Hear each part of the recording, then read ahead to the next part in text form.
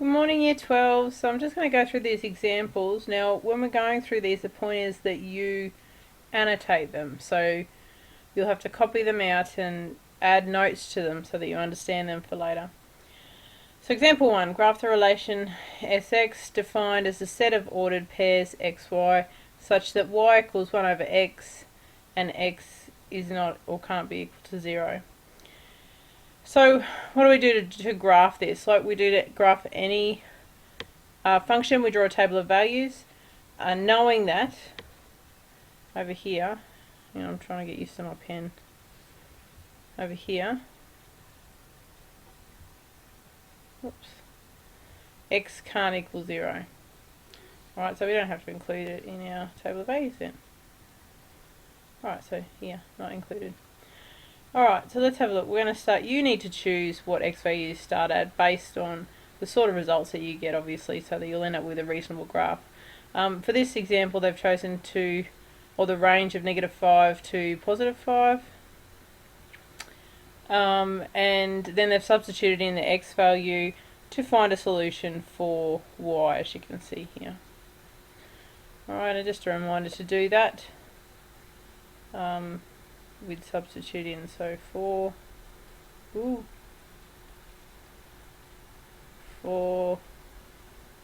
x equals -5.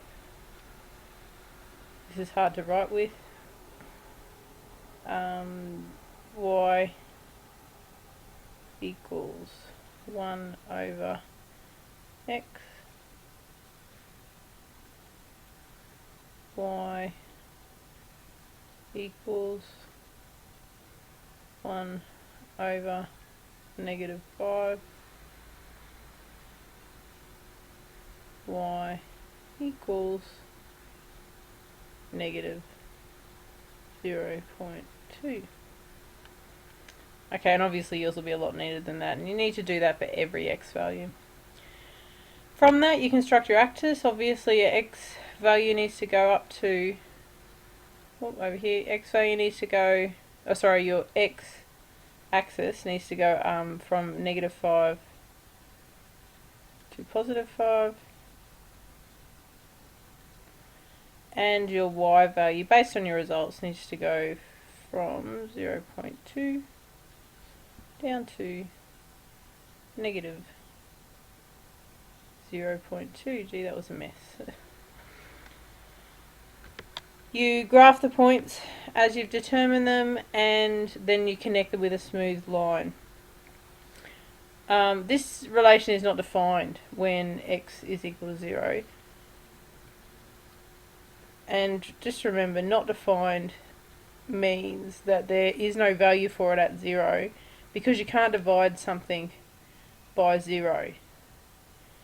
So to get a result. So you can't, so here when you see your graph, where's my pen up there? So here where you see a graph, you can see that here there is not going to be a value for x equals 0. And your graph shows that. It demonstrates that at x equals 0 there is no value for y. So that means that the domain for your graph is are real numbers except for x equals 0. You need to state that if you're asked a domain. And in this instance, there's no value of x such that 1 over x equals 0. So the range is also real numbers, again, except for 0. Alright. So let's have a look at our next one. Alright. 2. Graph the relation gx defined as a set of ordered pairs xy such that y is greater than x, where x is a real number. So in this one here, we start by constructing our axis. We draw the values. We plot the line y equals x using the dashed line, as you can see in the graph. And in this graph, all values for x, where am I here? So up here. All points above the line satisfy y is greater than x. So all of these. Alright, anything down here does not satisfy this relation. Because x can be any real number, every point that makes up the plane above the line y equals x must be part of the relation. So what that means is that this goes on infinitely. Okay? And the same down here. And when you're doing this type of graph, you need to shade this as it's shaded here and define it. So you need to state that. You need to make the statement that every point above the line that you've drawn satisfies what you've done. Okay, so let's have a look at example 3.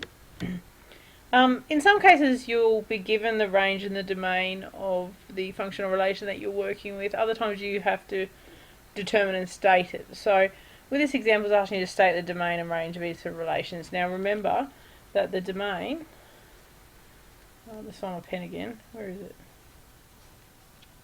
It's there.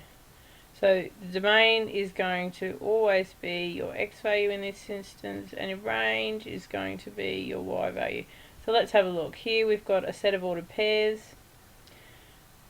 Is it a function or a relation? Do we have the same x value twice? No, so it's a function. So let's have a look. What's the domain? The domain are all the x values in this instance here. So in this it'll be 1, -5, 4, 8, and 5. And that's stated down here. That's how you write it. The range are always our y values, and again in this instance we just state them. So range is 7, 2, -3, 4, 7. And you can see that's stated here. For b, y is equal to square root of x. When finding the square root, you can only find the square root for non-negative numbers, remembering that the square root of two negative numbers squared always give you a positive integer, or number, sorry. So in this instance, the domain, which is our x value, x must always be greater than or equal to 0. Okay? For this to actually be able to be calculated and defined. And our range, which is our resulting y value, must or will always be greater than or equal to 0. So if I was to substitute in any real number, then I would get a positive number resulting in here. So any or above 0, or 0 and above. Lastly, C, people can be, it's up here, the ordered pair for it is height of the person and age of the person. So in this instance here, H is our x value and A is our y value. So H is our domain and A is our range. So this is taken, given that in this instance they've assumed that a person can grow as tall as 250 centimetres and baby as short as 20 centimetres.